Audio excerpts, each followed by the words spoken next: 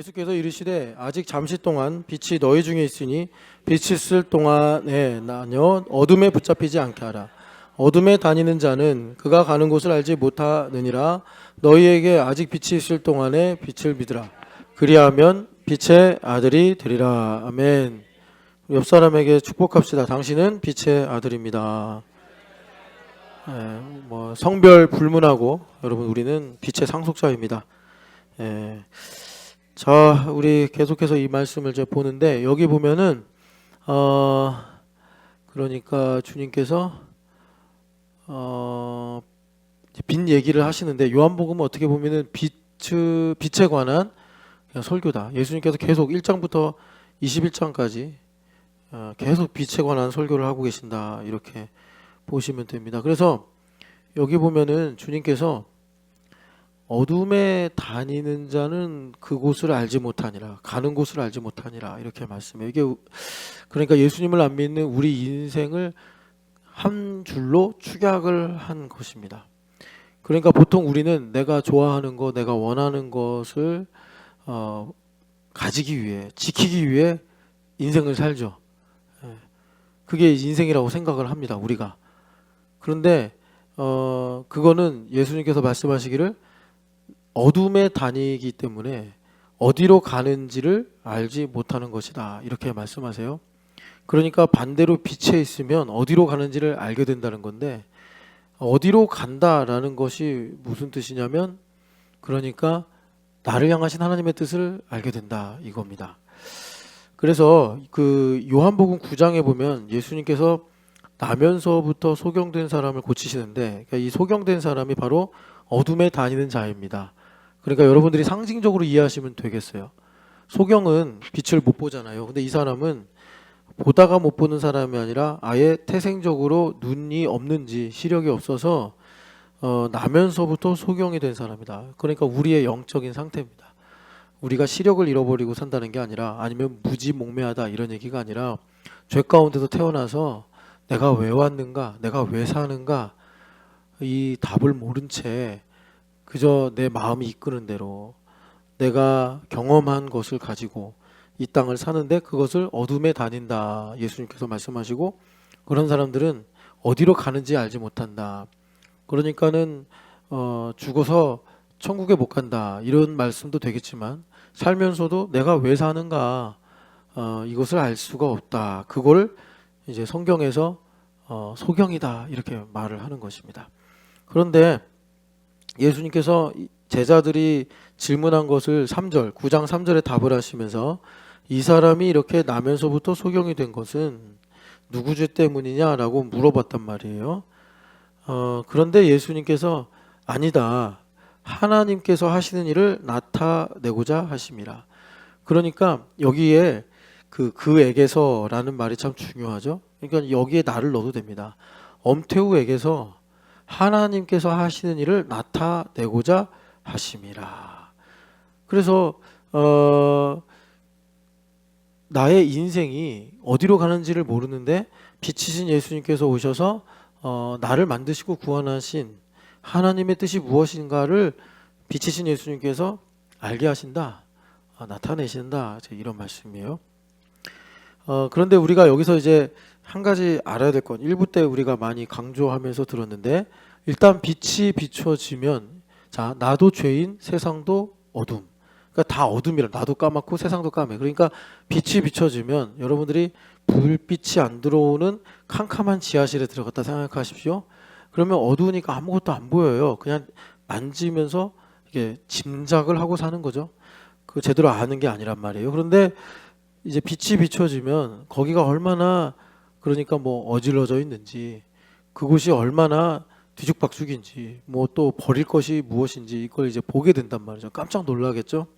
그러니까는 어쩌면 이런 생각을 할 수 있어요. 아유 차라리 불을 켜지 말걸. 이렇게 엉망진창이고 이렇게 내가 생각하고 짐작했던 것과 너무나 다르잖아.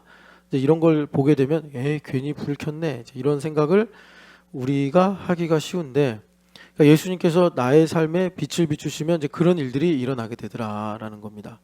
그러니까 세상에서 엔라이트먼트 해가지고 계몽주의라고 하잖아요. 그거는 내가 뭔가를 지식을 알아가지고 뭐 나를 더 발전시키고 내가 더 나은 삶을 살게 만드는 그런 내용을 포함한다면 사실 예수님께서 빛을 가지고 오셔서 우리를 영적으로 엔라이트먼트, 나의 영 안을 열게 하신다는 것은 어떻게 보면, 그러니까 예수님의 보혈의 능력, 대속의 은혜를 제외해버리면 더 절망적이 되는 거예요.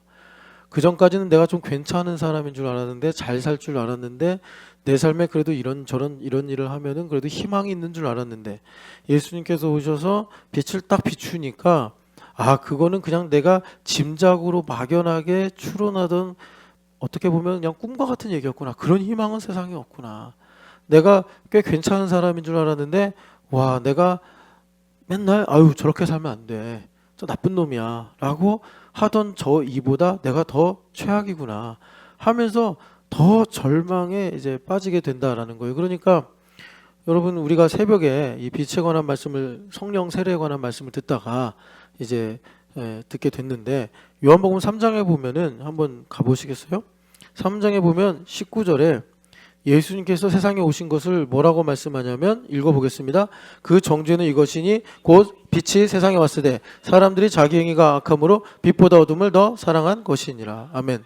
그러니까 빛이 왔는데 여기서 예수님께서 이 정죄다라고 말씀하잖아요. 그 앞에 18절 마지막에 보면 심판을 다른 말로 번역한 거예요. 그러니까 예수님께서 이 땅에 오시면 일단 1차적으로는 심판하는 것처럼 보여요. 캄캄한 지하실이 있는데 빛을 비추니까 거기에 뭐 숨어있던 쥐도 나오고 옛날 오래전에 버린 쓰레기 더미도 있고 뭐 이런 거예요. 그러니까 빛이 비춰지면 드러나잖아요. 그러니까 1차적으로 보면 심판을 당하는 것 같죠. 쓰레기야, 벌레야 이러면서 이제 이게 판단, 심판이 된단 말이에요.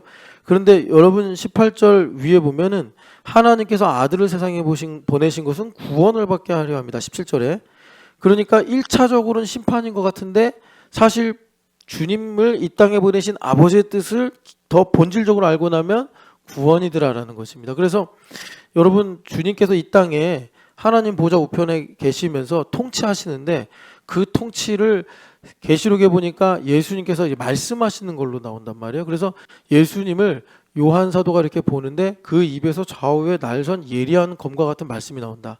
그래서 말하자면 명령을 하시는데 그 명령이 좌우에 날선 예리한 검과 같아서 한쪽 날은 심판이요 한쪽 날은 구원이더라라는 것입니다.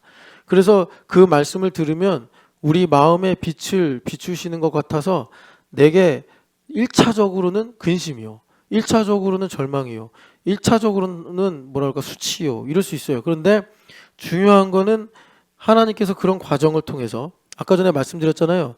예수님의 보혈을 제외하면 분명히 빛을 비추시는 것은 나에게 그 어두운 것을 드러내는 것이기 때문에 부끄럽고 두렵고 절망적인 것인데, 그런데 예수님께서 피를 흘리신 것은 여러분들이 어렸을 때 교회에서 배우시면서 아시는지 모르겠는데, 지금의 죄만 용서하신 것이 아니라 과거부터 내가 앞으로 살아가면서 지을 모든 죄까지 다 용서하셨다. 그래서 영단번의 은혜다 이렇게 말씀해요. 이건 이제 평면적으로 이렇게 과거, 현재, 미래 모든 죄를 용서하셨다. 근데 사실 여러분, 이게요 되게 생각을 해보면 이해가 충돌되는 내용인데, 그러니까 지금의 죄나 과거의 죄를 용서해 주셨다는 것은 이해가 되죠. 그런데 이후에도 또 죄를 짓고 사는데 그 죄까지 다 용서하셨다는 거예요. 이거는 여러분, 우리가 생각 없이 들으면 야, 나를 모든 죄에서 사해 주셨구나 이러면서 아멘 할지 모르겠는데, 사실 미래의 죄까지 다 나에게 용서해 주셨다라고 할 때 내 힘으로 살려고 그러면 상당히 그게, 그러니까 받아들이기 힘든 말입니다. 미래의 죄까지 다 용서해 주셨다는 거는. 그런데 이런 내용을 이제 수직적으로 보면은 내 의식의 수면 위에서부터 내가 모르는 저 깊은 의식의 밑바닥의 죄까지 다 용서해 주셨다는 거예요. 그러니까 십자가 하면 뭐 사람들이 많이 상징으로 얘기하는데, 그러니까는 죄사함으로 보면 수평적인 모든 죄들, 태어나면서 죽을 때까지 그 모든 죄를 주님께서 용서해 주신 거예요, 한 번에. 그걸 우리가 살아가면서 배우고 알아 예수님을 아는 지식을 얻는 겁니다. 그래서 예수님께서 나에게 주신 그 은혜가 이렇게 크구나. 우리가 알면 알수록 이제 더 사랑하게 되는 거예요. 그런데 십자가가 이렇게 수평적인 것도 있고 수직적인 이것도 있잖아요. 그러니까 여러분 우리가 보통 이제 얕게 신앙생활하면 이 의식이라는 수면 위에 있는 죄들, 뭐 내가 화를 내거나 기억을 하거나 뭐 살면서 이렇게 쉽게 볼 수 있는 이런 죄들을 회개하는데, 실은 이 수직으로 보자 하니 처음 밑바닥에 내가 사실 먹고 사는 것만 생각했을 때 알 필요도 없는 그 깊은 죄까지도 주님께 다 용서하셨다는 거예요. 그래서 이제 예수님을 내가 좀 진정성 있게 진지하게 이제 믿어보려고 하면 우리는 이제 여러분 편의주의에 입각하면 내가 알고 싶은 만큼 원하는 만큼 필요한 만큼만 회개하려는 그런 태도가 나도 모르게 딱 생겨요. 그런데 예수님은 사실 나랑 수준이 다르신 분이라 내가 원하는 만큼 필요한 만큼이 아니라 예수님을 이 땅에 보내신 아버지의 뜻을 이루기 위해서 내 안에서 일을 하시는 분이니 내가 원하는 만큼이라고 만들어 놓은 그 경계선을 넘어서 그걸 허무시고 더 깊이 있게 회개를 하시는 거예요. 그러니까 내가 정말 예수님을 이게 나의 반응이죠. 사랑하는 마음이 있어야 그 주님께서 나의 필요와 나의 원함을 넘어서 회개케 하시는 그 빛을 비추시는 그 일들을 내가 수용할 수 있는 거예요. 안 그러면 계속 이제 바리새인들처럼 예수님께서 바리새인들도 이렇게 보시고서 바리새인들이 죄를 감추고 사는 외식한 사람들이었잖아요. 그런데 예수님은 그 한계선에 계속 도전하시는 거예요. 뭐 일부러 그러실 때도 있고 의식하지 않고 말씀하셨는데 지들이 찔릴 때도 있고, 그러니까 항상 예수님을 불편하게 여기는 것입니다. 그래서 이런 부분을 가지고 이제 우리에게 하나님 중심이냐 이제 나 중심이냐 이거를 주님께서 드러내시는 거예요. 그래서 여기 그 아까 읽었던 19절 보면은 빛이 세상에 왔는데 사람들이 왜 빛을 미워하냐? 여러분들 빛이 얼마나 유용하고 좋은 겁니까? 그런데 19절에 보니까 사람들이 빛을 미워한대요. 왜 빛을 미워하는 거죠? 어둠이 드러나니까, 행위가 악하니까, 어둠이 드러나니까 어둠을 보고 싶지 않은 거예요. 어둠을 외면하고 싶고 어둠을 그냥 이렇게 땅에 묻고 싶은 거예요. 왜 그러냐면 어둠은 필연적으로 두려움을 주고 슬픔을 주고 절망을 주거든요. 그런데 그 이상으로 예수님을 사랑해야 되는데 우리가 원하지 않는 거죠. 피곤하다고. 그러니까 예수님이 내가 원하는 만큼만 필요하고 그 이상으로는 원하지 않으니까 이런 건 사랑이 아니잖아요. 그러니까 어둠을 더 사랑하더라. 어둠으로 들어가게 된다는 거예요. 그래서 20절에 보면은 악을 행하는 자마다, 여기서 악은 하나님이 없다. 시편에 보면 하나님 없다 하는 자가 악이다 그러잖아요. 그러니까 하나님 의지하지 않고 내 힘으로 살려고 하는 사람. 아까 1부 때도 말씀드렸지만 그런 것들이 어떤 양상으로 드러나냐면 이런 거예요. 하나님 제가 100개가 있습니다. 100개 중에 99가지 다 하나님 뜻대로 하십시오. 그런데 이거 하나는 하나님 건들면 안 됩니다. 이런 거 우리가 하나씩 가지고 살 수 있거든요. 그런 게 여러분 99대 1이니까 그 사람은 하나님 잘 믿는 것 같고 하나님 앞에 헌신한 것 같지만 예수님을 이 땅에 하나님께서 보내신 그 사랑으로 말하면 99점이든 1점이든 똑같이 빵점이에요. 100이 돼야 된단 말이에요. 100이. 그러니까 하나님께서 믿음이라는 걸 뭐라고 가르쳐 주셨냐면 하나님은 유일하신 참 하나님이시니, 여호와는 유일하신 참 하나님이시니 마음을 뭐 한 3분의 2 정도, 뜻을 한 5분의 3 정도 이렇게 하지 않으시고 마음을 다하여 뜻을 다하여 힘을 다하여 하나님을 사랑하라 이렇게 말씀하신 거예요. 마음이 요만하든 이거보다 훨씬 크든 그걸 다 해야지 그게 믿음이요 사랑이다 주님께서 말씀하시는 거예요. 그런데 그러기를 원하지 않는 사람, 내 힘으로 살려고 하는 것이 악을 행하는 거란 말이에요. 그러니까 내가 99는 다 하나님 뜻대로 하십시오. 상당히 헌신적인 거 아니에요? 그 99에는 돈이 있을 수도 있고 또 시간이 있을 수도 있고 또 어떤 재능이 있을 수 있잖아요. 그런데 그 사람이 정말 이거는 건들면 안 돼. 그러니까 여러분들 살면서 저 사람 저거는 건들면 안 돼. 이런 불문율이라고 하나? 그런 거를 이제 말하지 않았는데 사람들이 알게 해서 그거를 만드는 사람, 그거를 이렇게 표명하고 사는 거는요, 상당히 신앙에 대해서 고민해 봐야 됩니다. 왜냐하면 믿음의 사람은 저건 건들면 안 돼. 이거 없어야 돼요. 그게 그리스도 예수 안에서 내가 죽고 예수님 사시는 것입니다.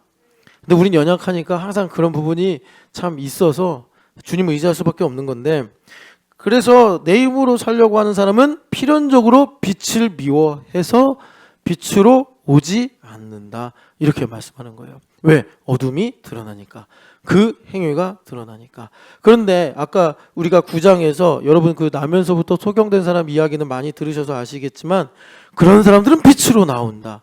왜냐하면 빛으로 나가야지 내가 나면서부터 소경이 된 이 어둠이라는 것이 하나님의 일로 나타나기 때문에, 이게 이제 구원이고 이것이 주님께서 우리에게 주신 은혜죠. 그래서 여기 보면은 그런 사람들을 진리를 따르는 사람이다.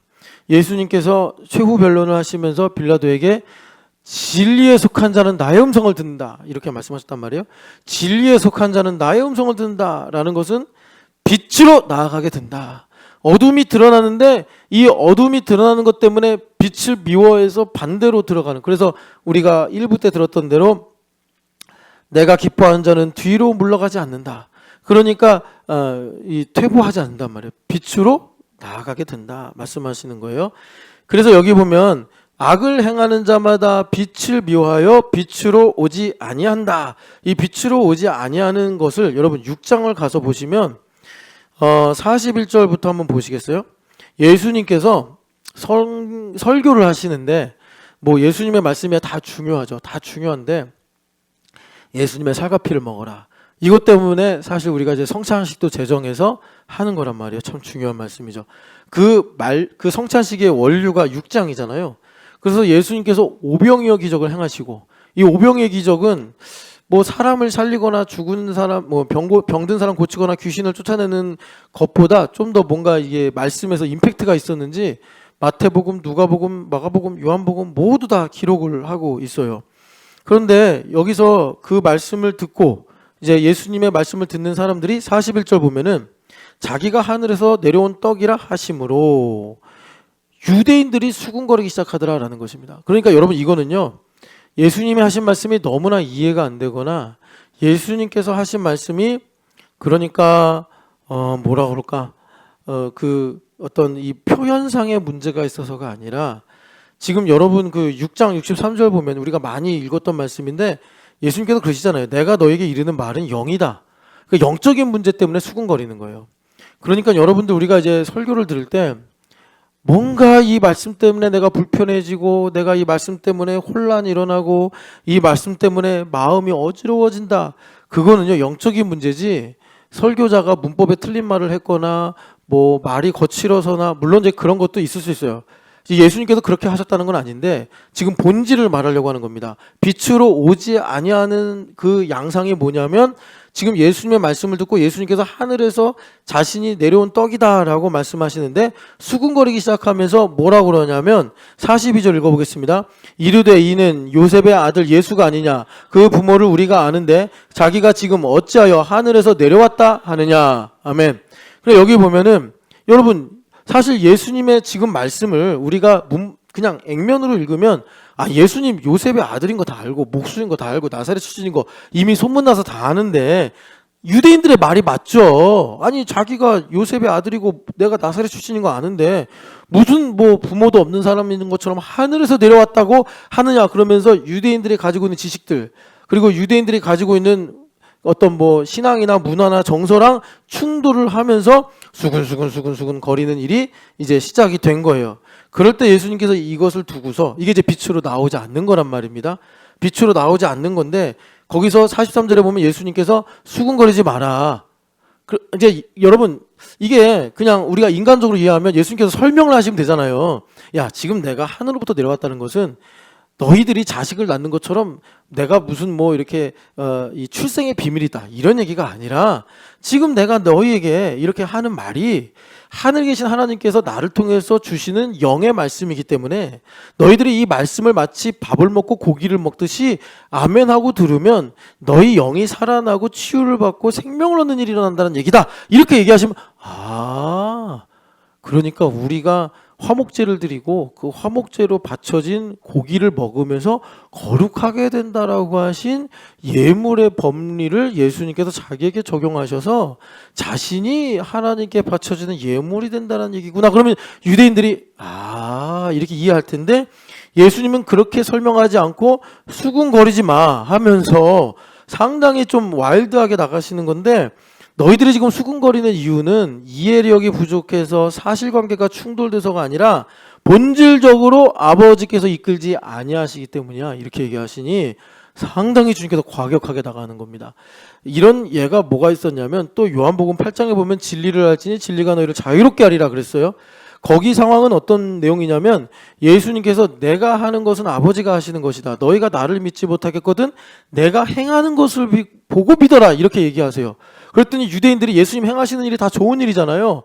약한 사람들 고쳐주고, 귀신 들린 사람들 고쳐주고, 죽은 사람 살리고, 뭐 이런 일들을 예수님 하시니까 다 좋은 일이에요. 그래서 그 사람들이 예수님 하시는 일 다 좋은 일이지 하고 믿었다고 나와요, 30절에.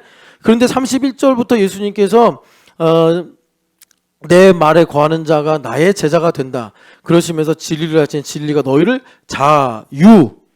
자유롭게 하리라 하니까, 그때부터 분위기가 냉각이 돼요. 그러면서 그 예수님께서 행하시는 바를 보고 믿어라 한 말을 듣고 믿음이 생기려고 했던 사람들이 뭐라 그러냐면, 우리가 종된 적이 없는데 왜 너가 네 임의로 자유롭게 된다라는 얘기를 하냐 하면서 예수님하고 각을 세우기 시작합니다. 그러니까 예수님은 그러면 내가 지금 말한 자유란 하면서 이렇게 설명을 하지 않으시고, 너희가 지금 내가 말한 것을 믿지 않는 것은 너희 아비가 사탄이기 때문이다. 이렇게 주님께서 갑자기 과격스럽게 RPM을 높이시는 거예요. 결과적으로는 여러분 아시겠지만 요한복음 8장 마지막에 가면은 아브라함 얘기까지 나오면서 유대인들이 예수님을 돌로 쳐서 죽이려고 했다라는 거예요. 그러니까 여러분, 지금 제가 이런 예들을 가지고 말씀을 드리는 거는 빛과 어둠의 문제는 그냥 나긋나긋하고 따뜻하고 기분 좋고 봄날의 벚꽃 같은 이야기가 아니에요. 생과 사의 갈림길에 놓이는 것이고 엄중한 순간이고 두려운 그런 이제 일이라는 것입니다. 빛과 어둠의 이 갈래가. 그래서 여기 보면 예수님께서 이제 너희들이 내 말에 대해서 수군거리고 앉아 있는데, 그건 왜 그런 거냐면 아버지께서 너희를 이끌지 않았기 때문이다. 아버지께서 이끄셔야 너희가 내 말을 듣고 예수님께서 하늘로부터 내려오신 생명의 떡이시군요 라고 믿고 아멘할 텐데, 나중에 베드로는 그렇게 얘기를 하잖아요. 그런데 너희들은 아버지께서 이끌지 않았기 때문에 너희들이 지금 수군거리는 거다, 이렇게 얘기하니, 여러분, 우리가 들어도 만약에 내가 이렇게 설교를 듣는데 뭐 여기서 여러분들이 이제 수군거리진 않잖아요. 야, 목사 좀 이상한 것 같아, 뭐 이렇게 하거나 저 말 들으니까 괜히 왜 이렇게 열이 받지, 뭐 저 사람이나 잘하라고 그래, 뭐 이런 게 아니라 여러분들 속으로 수군거리시잖아요. 아니면 그냥 뭐 딴 생각으로 가든지, 뭐 마음을 닫아버리고 듣는 척 하든지, 뭐 이런 일들이 생긴단 말이에요. 이게 다 영적인 이런 현상들인데, 여러분, 유대인들은 이 문제에 되게 심각하게 민감하게 생각하는 그런, 여러분, 세상 말로 성정을 가진 사람들이에요. 유대인들은 하도 오랫동안 이 율법, 복과 저주, 사망과 생명, 이 사이에서 이분들은 연단을 받았기 때문에 예수님께서 이런 말씀하시는 것은 이제 기름을 부어놓고 불을 던지시는 이런 상황이에요. 그러니까 그 다음에 예수님께서 적당히 하시는 게 아니라 45절에 선지자의 글, 구약 성경 인용하시는 거죠.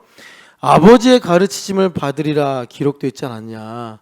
여기가 이제 중요한데, 왜 중요하냐면, 말씀을 듣고 내가, 여러분 사실 말씀은요, 칼빈 선생님도 말했지만 애기도 어린이도 할아버지도 할머니도, 그래서 종교개혁 때 여러분 그 쟁기꾼 피어스란 얘기가 있었다고 했지 않습니까? 이게 쟁기꾼 피어스는 뭐냐면 글도 모르고 학교도 안 다니고 그런 사람인데 하나님 말씀을 잘 읽고 기뻐하고 사모하더라, 뭐 이런 거예요.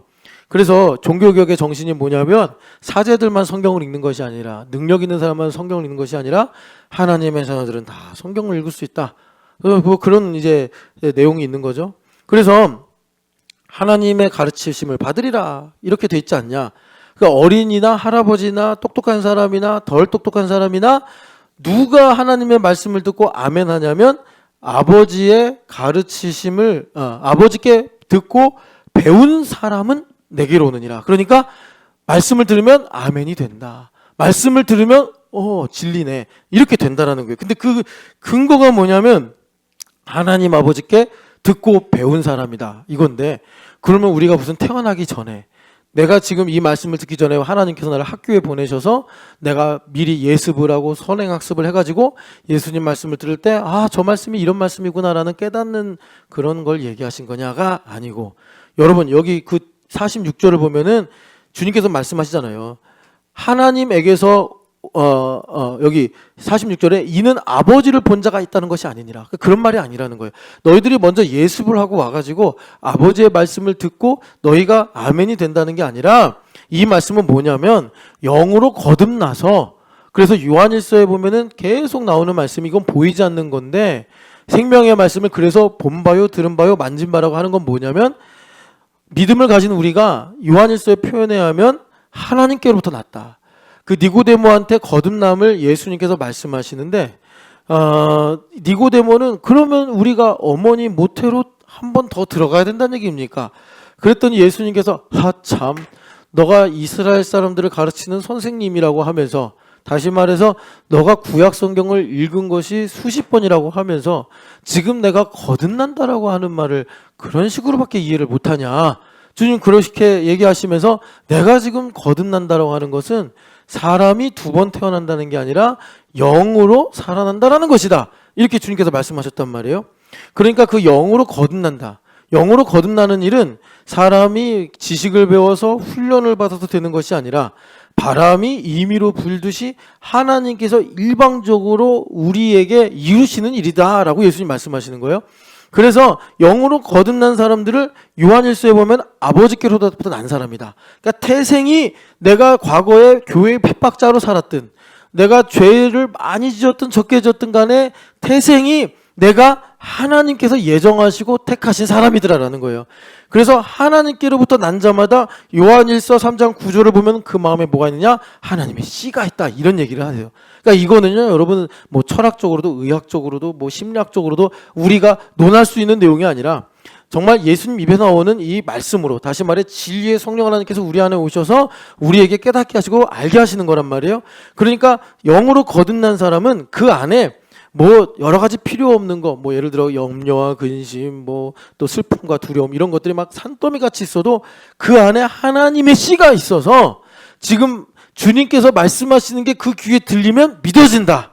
그 말씀이 들리면 내가 이해가 덜 되든 많이 되든 간에 그 말씀이 좋아지고 내 마음에 평안이 온다. 그런데 하나님의 씨가 없는 사람은 그 말씀이 내 안에 들어오면서 소용돌이가 일어나가지고 수근수근거림이 생기고, 수근거리는 사이에 내 안에 반감이 있고 내 마음이 굳어지고, 그래서 주님께서 이런 죄의 성향을 잘 아시기 때문에 요 히브리서 4장에 우리가 1부 때 들었던 것처럼 예수님 입에서 나오는 말씀이 곧 영광의 광채인데, 그 말씀이 영과 혼과 관절 골수를 찔러 쪼개서 우리의 생각의 틈을 파고들어서 내 안에 하나님을 사랑하지 않고 세상을 사랑하는, 말하자면 제가 지금 이제 목회를 하는데 저는 항상 여러분 말씀을 전하기 전에 저 좀 먼저 듣고 제가 먼저 이 말씀의 수혜자가 되게 하여 주시옵소서 기도를 하는데요. 이 말씀이 영과 혼과 관절 골수를 찔러 쪼개면 어떤 일이 일어나느냐? 내가 정말 은혜가 아니면 목회 못하겠구나. 내가 정말 이 목회를 하면서 많은 사람들에게 이래라 저래라 말하는데 내가 그런 순간순간마다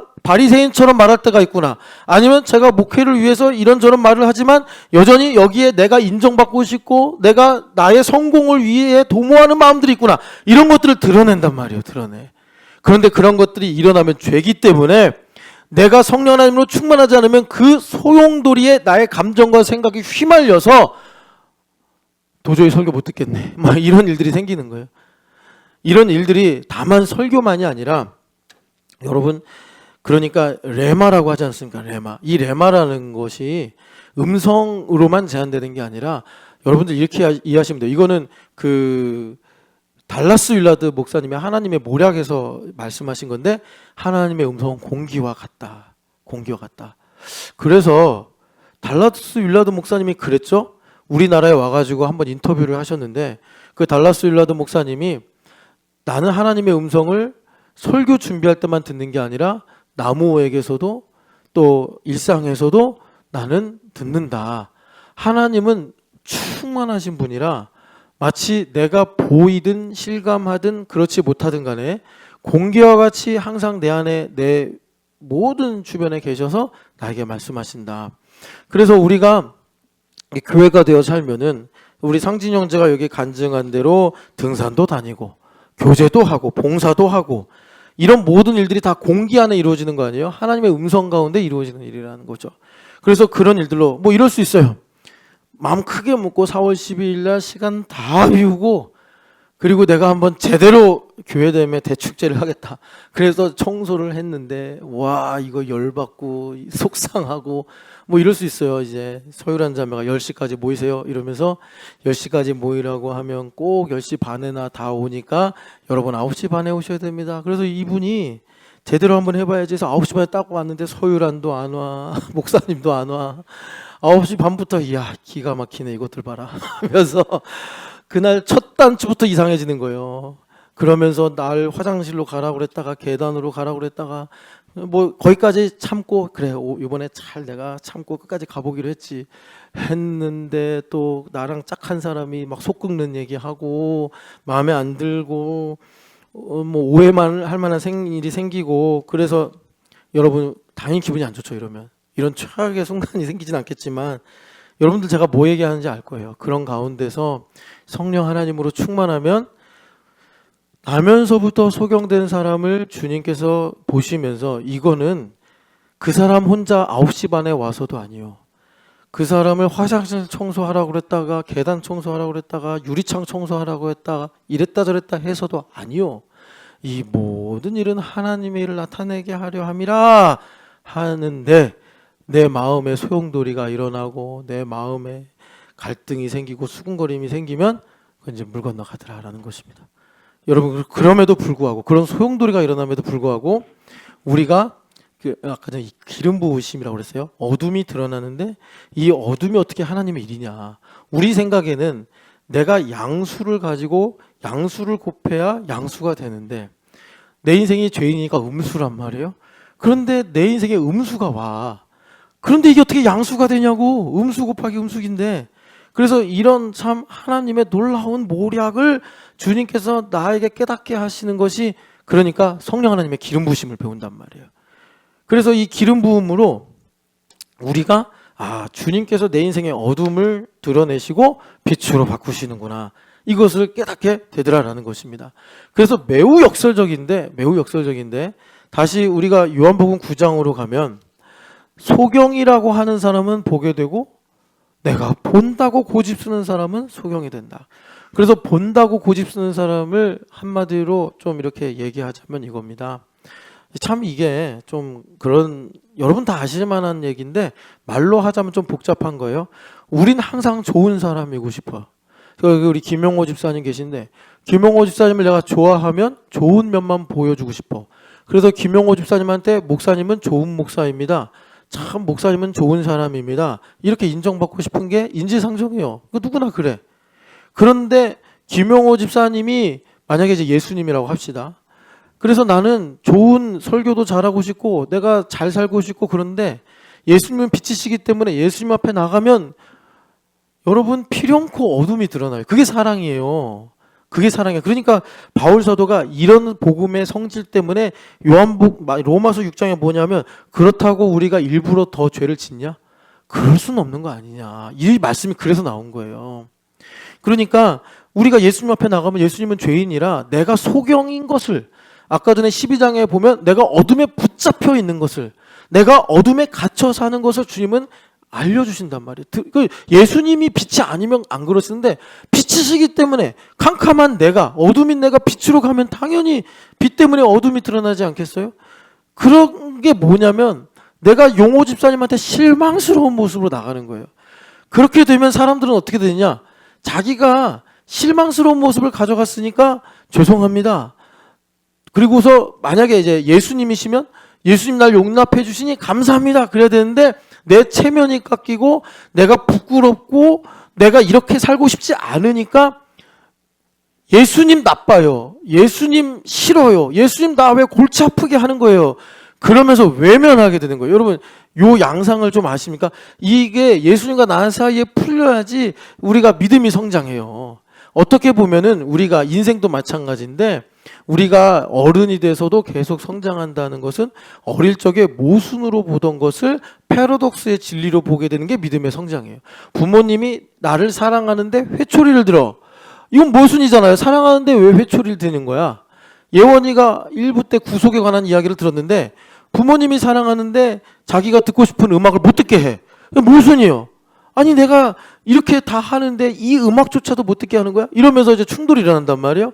근데 예원이가 어른이 돼서 철이 들어서 성장하게 되면, 엄마가 옷 사주고 선물 사주고 하는 것보다 나에게 잔소리를 하면서 이렇게 애쓰고 수고해 주신 것이 사랑이구나 하면서 이게 패러독스의 진리로 간단 말이에요. 믿음도 똑같아요.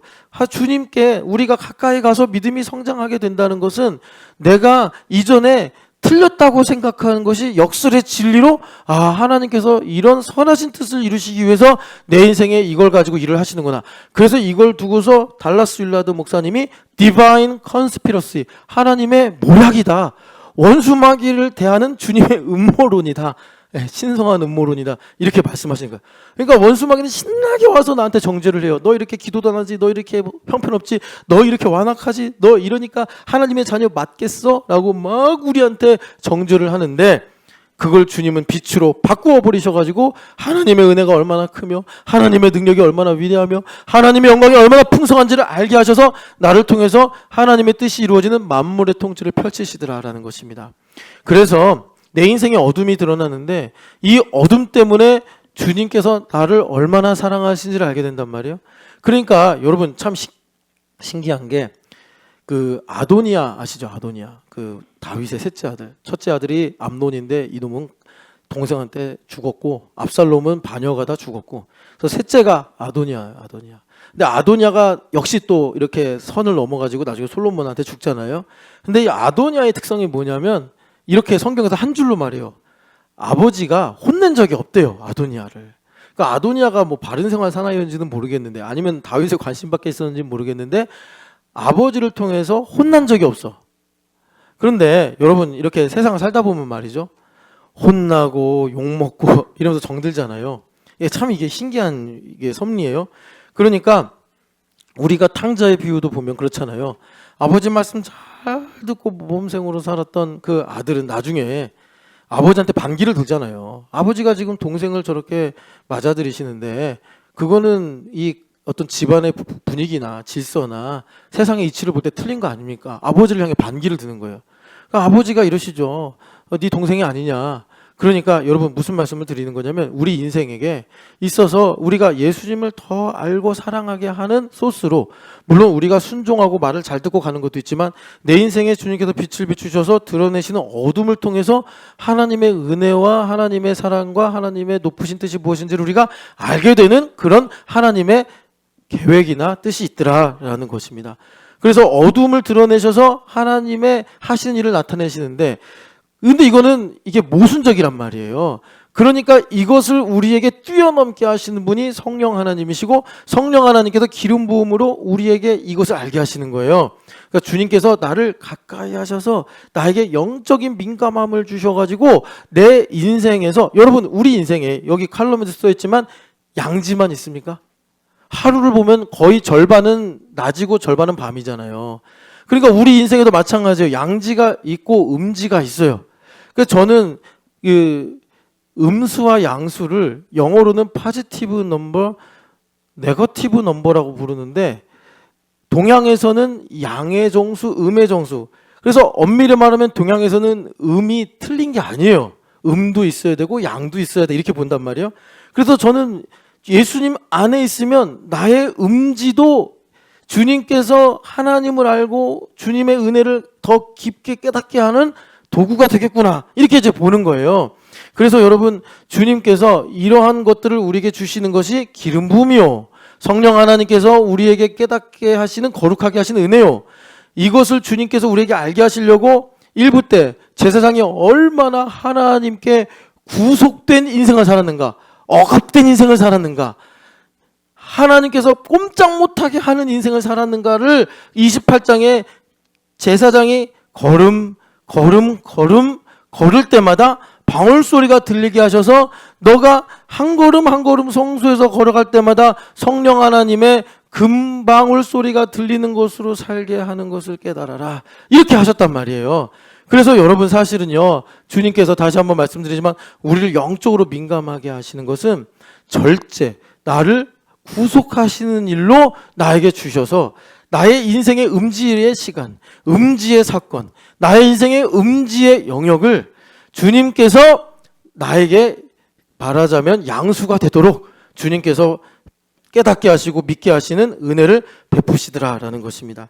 그래서 다시 요한복음 9장을 보면은 주님께서 3절에 그에게서 하나님이 하시는 일을 나타내고자 하심이라 하시고 4절에 보니까 또 빈 이야기를 하시는 거예요. 때가 아직 낮음에 나를 보내신 이의 일을 우리가 하여야 하리라. 밤이 오면은 아무 일도 할 수 없다 말씀하시면서 내가 세상의 빛이다 이렇게 말씀하세요. 자, 여기서 동안이다라고 하신 이유가 있는데 우리가 처음에 읽었던 12장으로 가면 주님께서 또 빈 이야기를 하시잖아요. 빛의 이야기를 하시는데 빛이 너희 중에 있으니, 그러니까 예수님께서 지금 그들 가운데 있다는 거죠. 그 빛이 있을 동안에 어둠에 붙잡히지 않게 하라. 무슨 말이냐면 어둠에 갇히지 말아라. 내가 어둠이 드러날 때 소경인 것을 주님 앞에 인정하고 나가면 주님께서 보게 하신다. 요한복음 9장에 보면은 보지 못한다고 하는 자들은 보게 될 것이요, 본다고 하는 자들은 보지 못하게 될 것이다. 주님께서 그런 말씀을 하셨는데, 그러니까 어둠에 붙잡힌다는 건 뭐예요? 나면서부터 소경이 돼서 어둠에 갇혀 있는 거예요. 내 생각에만 갇혀 있는 거예요. 내 의에만 갇혀 있는 거예요. 내 주장에만 갇혀 있는 거예요. 그게 어둠에 붙잡혀 있는 거예요. 그래서 소경처럼, 소경은 이제 앞을 못 보잖아요. 어둠에 갇혀 있는 거예요. 하나님의 하시는 일을 모르는 거예요. 그런데 빛이신 예수님께로 나아가면 주님, 저는 소경입니다. 아버지의 뜻을 모릅니다. 그럼 주님께서 보게 하셔서 이를 통해서 하나님께서 하실 일이 무엇인지를 깨닫게 하시겠다라는 것입니다. 그런데 주님께서 36절에 다시 한번 말씀하시기를 너희에게 아직 빛이 있는 동안에 빛을 믿어라. 그럼 빛의 아들이 되리라. 빛의 아들이 된다는 것은 내가 어둠에 갇혀있는 소경이었는데 내 눈을 여셔서 주님께서 하나님 아버지의 뜻이 무엇인지 알게 하신다. 아들이니까 아버지의 뜻을 알아 살아가는 인생을 살게 하신다. 그게 빛의 아들이 되는 거예요. 그러면 여기서 중요한 건 뭐냐면 예수님께서 빛이 있을 동안에 이거를 두 번 말씀하셨는데 여기 여러분 엄밀히 보면은 이제 이렇게 돼 있습니다. When you have the light 이렇게 나와 있어요. 제가 이거 영어 성경을 제대로 다 안 봤는데 아마 영어 성경도 의역을 해가지고 뭐 말하자면 이제 시간 관계부사를 써가지고 동안으로 했었겠는데 이걸 직역을 하면은 그러니까 너희가 빛을 가지고 있을 때, 그러니까 이때 2000년 전에 빛을 가지고 있을 때는 예수님께서 그들과 함께 계실 때 예수님과 함께 다니면 하나님 아버지의 일을 하게 된다라고 말씀하시는 거고요. 지금 우리에게 빛을 가지고 있는 건 뭐냐면 성령 하나님께서 예수님을 증언하시는 빛으로 오셨는데 그 빛으로 충만한 교회 가운데 있을 때라는 것입니다. 그래서 여러분 여기 상진 형제가 오늘 말씀에 저랑 짜고 이렇게 쓰신 게 아닌데 상진 형제가 사실은 이때가 교회 등록하기도 전이에요. 그냥 조카들, 동생, 어머니 뵈러 잠깐 미국에 있다가 이게 넘어오신 거예요. 그리고 뭐 세상 말로 너무 운이 없게 지리산에 끌려갔다가 정말 생고생을 하고 아마 모르겠어요. 속으로 내가 다시는 지리산을 향하여 내가 소변도 안 본다 뭐 이런 생각을 하실지 모르겠는데 하여튼 그 고생을 하고 이제 돌아갔다 그 얘기를 한 거예요. 근데 여기서 이제 교회됨에 비긴즈가 있었다라는 얘기인데, 그러니까 교회됨이라는 것은 내가 빛의 영역에 들어가는 거예요. 내가 빛의 영역에 들어가서 내 어두움을 빛으로 바꾸시는 하나님의 은혜를 보는 것이더라 라는 것입니다. 그래서 요한복음 9장을 보면 여기서 중요한 이 장면이 이 소경을 주님께서 고치시는데 진흙을 눈에 이렇게 바르셔가지고 실로암 못에 가서 씻어라 그러는데 우리가 이 말씀을 그냥 읽으면 모르니까 사도 요한 선생님이 친절하게 실로암을 번역하면 보냄을 받았다는 뜻이다. 그러니까 실로암 못에 간다는 건 뭐냐면 이 소경이 예수님께 간 것이요, 우리가 성령 세례를 받는 것이요, 우리가 교회가 되어 공동체가 되어 살아가는 것이 실로암 연못에 있는 거란 말입니다. 그래서 성령 하나님께서 우리의 눈을 씻어주시고 보게 하시는 이런 일들을 주님께서 이루어 주신다라는 것입니다. 그래서 12장으로 다시 가보면 주님께서 빛이 있을 동안에 하시면서 36절에 빛이 있을 동안에 빛을 믿으라. 빛을 믿으라. 이 말씀 뭐냐면 너가 교회가 되어 빛의 영역 가운데 거하라. 그러면 우리가 설교를 듣든 교회됨에 대청소를 하든 등산을 가든 애들하고 놀면서 이야기를 하든 우리가 빛의 영역에 거하면서 주님께서 내 인생의 어둠이 하나님의 뜻으로 바뀌는 이 일들을 우리에게 주신다라는 것입니다. 그래서 우리가 이런 거예요. 이제 정리를 하면 이렇습니다. 우리가 교회에서 하나님 말씀을 듣습니다. 이 말씀은 다만 우리가 말씀을 들어야지 하는 이 설교 시간에만 국한된 것이 아니라 우리가 교회가 되어 살아가는 나의 매우 지극히 개인적인 순간에서부터 우리가 모이는 모든 것들을 다 포함하는 거예요. 그걸 내가 교회됨의 정체성을 가지고 살면은 주님께서 나에게 빛의 영역에 거한다 이렇게 하신다고. 그러면 내가 하나님의 말씀이 생명이 있는 살아있는 말씀으로 믿게 되는데 그 살아있는 말씀을 히브리서 4장에 보니까 좌우에 날선 예리한 검이다. 주님의 레마를 들으면, 레마는 이제 예수님께서 지금 우리에게 하시는 말씀이란 말이에요. 그래서 내가 그 레마를 들으면 그 말씀이 영과 혼과 관절골수를 찔러 쪼개서 내 마음의 생각과 뜻을 드러내요. 아, 내게 하나님께서 주신 은혜가 이렇게 크구나.